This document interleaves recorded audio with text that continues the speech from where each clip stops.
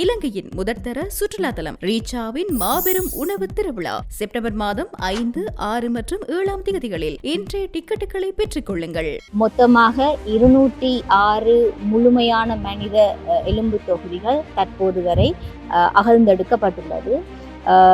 இந்நிலையில் புதிதாக 4 மனித எலும்பு தொகுதிகள் சுத்தப்படுத்தப்பட்டு இலக்கமிடப்பட்டுள்ளதுடன் மொத்தமாக 222 மனித எலும்பு தொகுதிகள் இதுவரை காலமும் முழுமையாக சுத்தப்படுத்தப்பட்டு அடையாளமிடப்பட்டு இலக்கமிடப்பட்டுள்ளதை நாங்கள் பார்க்கக்கூடியதாக இருக்கின்றது.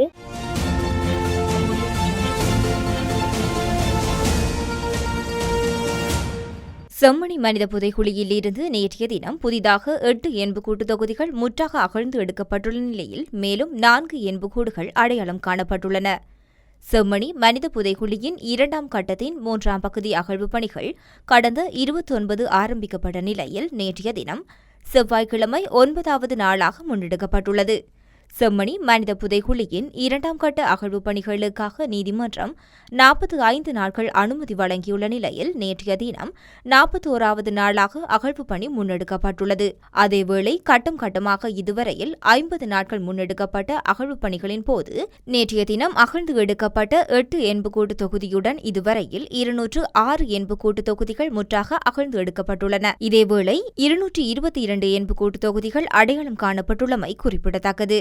செம்மணி சிந்துபாத்தி அரியாலை மனித புதைகுழியின் 41வது நாள் அகழ்வு பணிகள் இன்று காலை 8 மணி தொடக்கம் தற்போது வரை இடம்பெற்று வருகின்றது.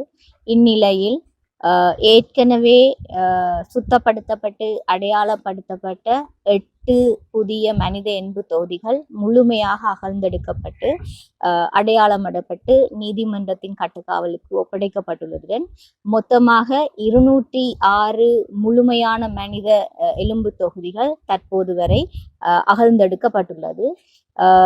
இந்நிலையில் புதிதாக 4 மனித எலும்பு தொகுதிகள் சுத்தப்படுத்தப்பட்டு இலக்கமிடப்பட்டுள்ளதுடன் மொத்தமாக 222 மனித எலும்பு தொகுதிகள் இதுவரை காலமும் முழுமையாக சுத்தப்படுத்தப்பட்டு அடையாளமிடப்பட்டு இலக்கமிடப்பட்டுள்ளதை நாங்கள் பார்க்கக்கூடியதாக இருக்கின்றது. மேலும் தொடர்ந்து நாளை காலையும் இந்த அகழ்வு பணிகள் முழுமையாக நடைபெறும்.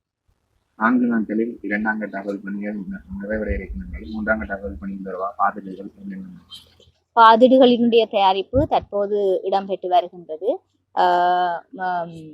அகழ்வு பணிகள் முடிவடைகின்ற நேரத்துல அந்த பாதீட்டுக்கான விண்ணப்பம் நீதிமன்றத்திடம் சமர்ப்பிக்கப்பட உள்ளது.